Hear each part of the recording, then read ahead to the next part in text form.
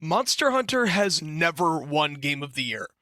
And up until this point, it's not really surprising as to why. The earlier games like Generations Ultimate and Backwards, Monster Hunter was a very niche franchise. Very few people knew about it, and it just wasn't really up to modern standards yet. It graphically wasn't that great, even if it looked fine, upscaled to high resolutions. It's just the actual graphics and movement of the game, all of the oldness that made old Monster Hunter what it was, just never really made it a Game of the Year contender, especially when in conjunction with how few people knew about it. World seemed like the first Monster Hunter game that had a chance of winning Game of the Year, but even that didn't happen because in 2018, the winner was God of War, and Monster Hunter was still such a new concept to the West at the time.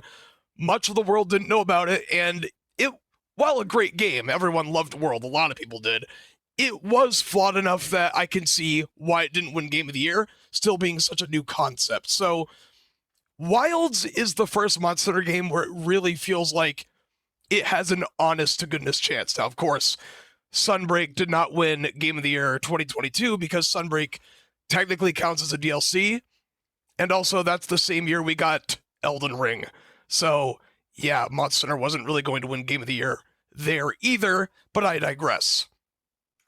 So what makes what makes Wild so inherently different? Well, World was the Monster Hunter game that got the West's attention. Now everyone knows about Monster Hunter. It's widely known. Like if you say Monster Hunter, odds are people actually know it exists. And because World was so successful, it generated so much hype and, well, finances for Capcom. It was financially their most successful game. Obviously, they now want to make a Monster Hunter game to capitalize on that success. So now that the entire West is watching, they can go all out and make the best Monster Hunter game they possibly can. Wilds is currently the most wishlisted game on Steam. The hype surrounding it is completely enormous. It's unfathomable. And this can be seen as more of a World-esque release than World itself actually was, if you catch my drift. I just don't think Monster Hunter 7, when that releases like, I don't know, 6-7 years from now, whenever that happens, it's just not going to have the same sort of gravitas that Wilds has, because Wilds is already this huge game, really big deal, their biggest Monster Hunter game. Monster Hunter 7 will be hype, but compared to Wilds, I feel like it's just not going to hit quite the same.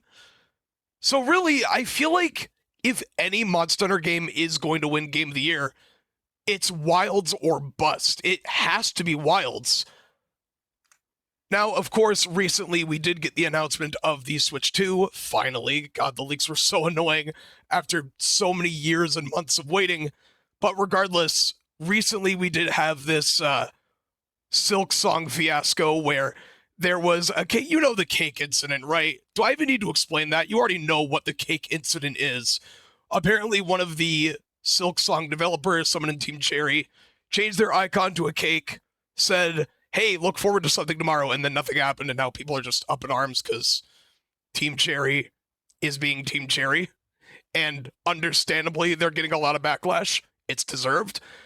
But I'm also kind of glad in a weird way, like I'm not actually that upset about it, because Monster Hunter Wilds is the reason I don't want Silk Song to release this year. And trust me, given the game's track record, we have no reason to assume it'll release this year. It probably won't. I mean, a lot of people are speculating the April 2nd Nintendo Direct regarding the Switch 2. Possibly.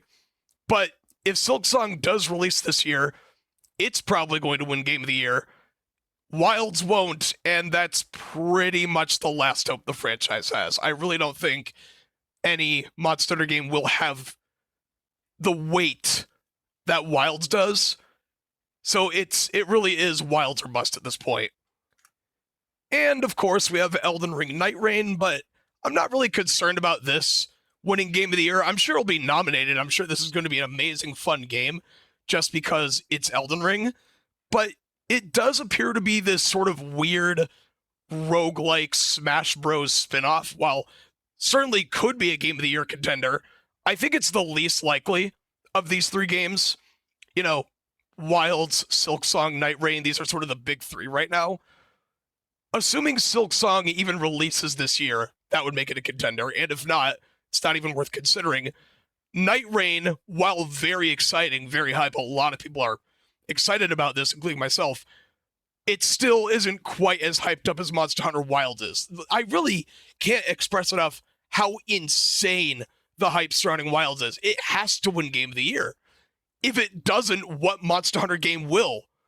I just can't see any other possibility. So I can wait another year for Silksong. Night Rain will be fun, but at the end of the day, it just has to be Wilds. Plain and simple. So what do you think? Do you think Wilds will win Game of the Year? Do you think the franchise will have a chance at Game of the Year if Wilds doesn't win it somehow, even though it really should? I mean, it's been over 20 years. I think it's about time it happens.